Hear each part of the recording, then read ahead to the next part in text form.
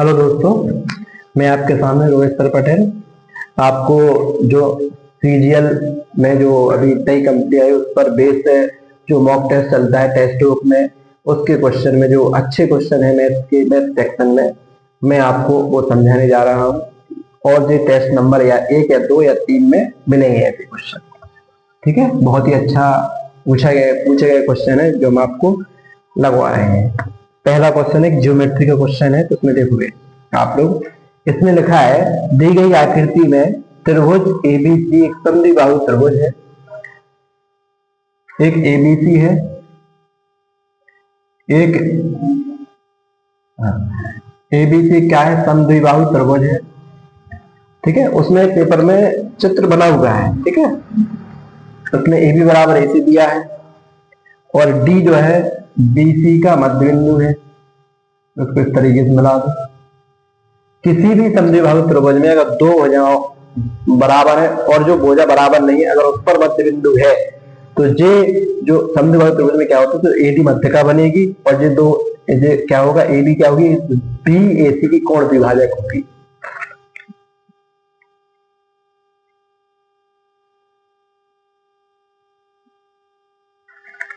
और उसमें बोला है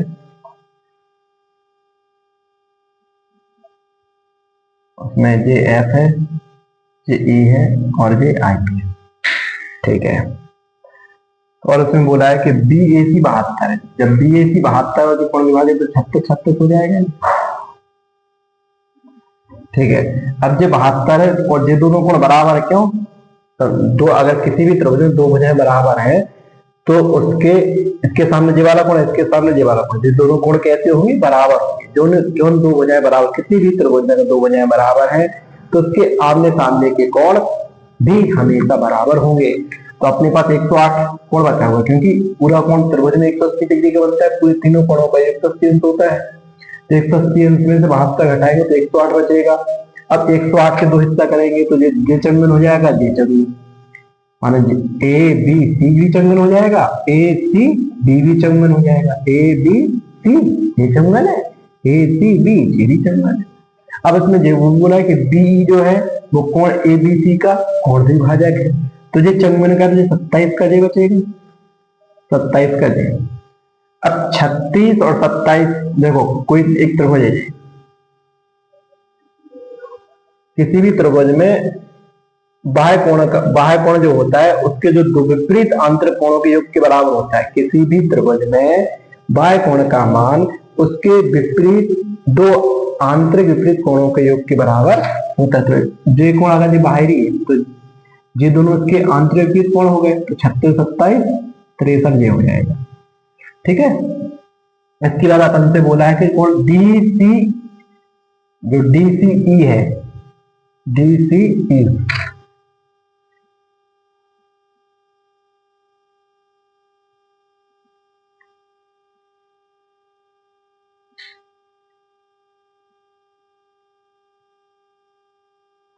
डी सी ई बराबर 2/3। अच्छा ठीक है, तो जे आई येते हैं और ई येते हैं। ठीक है, तो डी सी ई माने जो डी सी ई है वो क्या है, डी बी आई का, डी बी आई का 2/3 है। तो अगर हम डी सी क्या है 2/3 कोण डी बी आई, तो 2/3 गुणे 27 तलम 27 तो 9 दूनी 18, तो ये वाला कोण हो गया 18 डिग्री का। और हमें पता है कि अगर ये मध्य बिंदु है समद्विबाहु त्रिभुज में, तो ये कोण जो ए डी होगा वो लंब होगा इस पर, तो ये 90 डिग्री का होगा।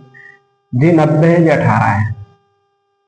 ठीक है, तो ये 90 18 तो ये कितना होगा, 90 18 108, 90 18 कितनी 108, 108 एक त्रिभुज भी बन जाएगा। तो ये 90 18 से कितना होगा 72, अगर ये 72 तो ये भी 72 होगा। ठीक है, कौन सा वाला, ये वाला कोण कितना होगा 72 डिग्री का। ये 72 ये 63 तो कितना होगा 135, तो ये कितना होगा 45 डिग्री। तो अब इस सवाल में हम लगाएंगे जिया नियम, क्योंकि हमें ई आई दिया है।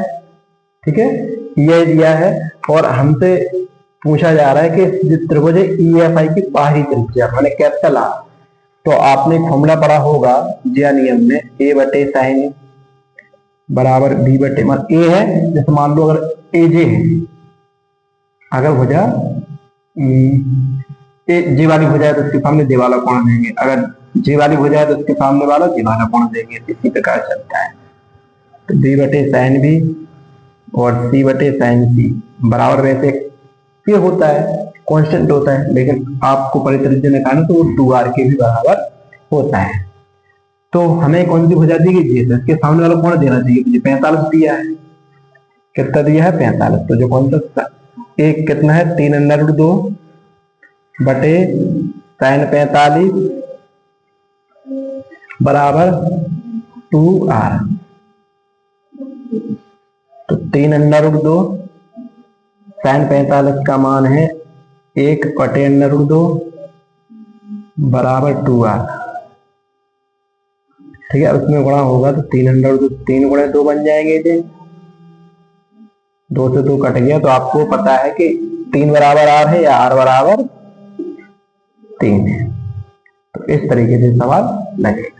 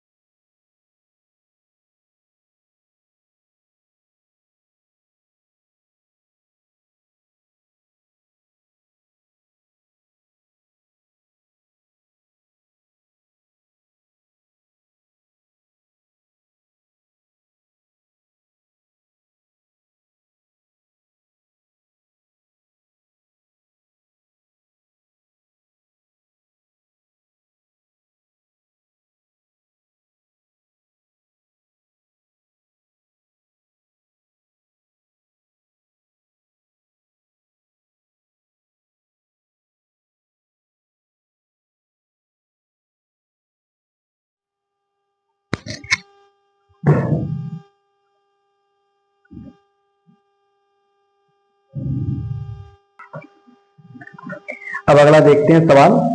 एक सवाल है, एक वृत्त का व्यास AC है, तो ये वृत्त का व्यास, एक वृत्त का व्यास AC हो गया। जिसमें बोला है इस एक जीवा AD इस प्रकार है, एक जीवा AD इस प्रकार है जो AD जो है AC के समांतर, हम यहाँ पर समांतर बना सकते हैं, कोई दिक्कत नहीं। तो ED जो है वो AC के समांतर, AD AC के समांतर हो गया। मतलब B दूसरे वृत्त, अगर जो अर्धवृत्त होगा तो दूसरे वृत्त जो हो जाएगा, तो B इस पर है। उन्होंने बोला है कोण CBE, तो CBE कैसे बनेगा, जब इस तरीके से इसको बनाएंगे, अगर मान के चले इस तरीके से पूरा बना के बता रहे हैं आप तुमको। ठीक है, इसमें ऐसे मान लो कि दिए ही नहीं। ठीक है, बी को सी से मिलाएंगे, जब बी को ई से मिलाएंगे, बी को ई से मिलाएंगे और ई को जब सी से मिलाएंगे तभी ट्रायंगल बनेगा। ठीक है, तो इसमें हमें दिया सी बी ई कितना 90 है, और अगर हम इसको इस तरीके से मिला रहे हैं तो ये त्रिभुज बन गया अर्धवृत्त में। तो अर्धवृत्त बना कोण क्या होता है, समकोण होता है। इसको छोड़ के जो पूरा 90 डिग्री है, जब पूरा 90 डिग्री 15 होगा। सुनो, जो जीवा है इस जीवा से इससे कोण बनाए, ये वाला कोण, ठीक है, और इसी जीवा से ये वाला कोण क्या है, बराबर है। तो ये 15 है तो ये भी 15 होगा। अब ये 15 तो ये देखो दोनों समांतर है, तो ये क्या हो जाएगा, एक अंतर कोण बराबर हो जाएगा। जेड बनना है, देखो जब दो रेखा समांतर तो जो जेड पर जो कोण बनेगी वो बराबर होंगे। ये 15 है तो ये भी इसमें क्या होगा, 15 डिग्री होगा। ठीक है, समझ में आ गया आप लोगों को। एक बार और बता दे रहा है, एक वृत्त है उसमें जो AC व्यास है वो क्या कर रहा है, वृत्त को दो हिस्सों में बांटता है। कोई भी व्यास हो, दो वृत्त को दो बराबर हिस्सों में बांटेगा। फिर उन्होंने बोला है कि जो एक ED है वो AC के समांतर, तो हमने ED को AC के समांतर बना दिया। ठीक है, उन्होंने कहा B दूसरे वृत्त पर है, बिंदु है, उन्होंने बोला कोण CBE तो 75 हो गया। हमने क्या किया था, A को 20 मिलाया, तो A को 20 मिलाया तो एक ट्रायंगल बन गया।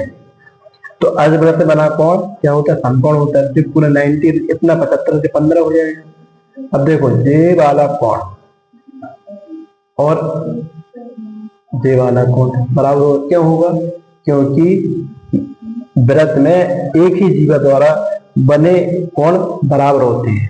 एक ही जीवा द्वारा बने कोण क्या होते हैं, बराबर होते हैं। ऐसा एक ही वृत्त खंड में एक ही जीवा द्वारा बने कोण जो 15 जो 15। फिर क्या हुआ कि AC समांतर AD के है, तो क्या होगा, कोण ACE और CED एकांतर कोण की सहायता से बराबर हो जाएंगे।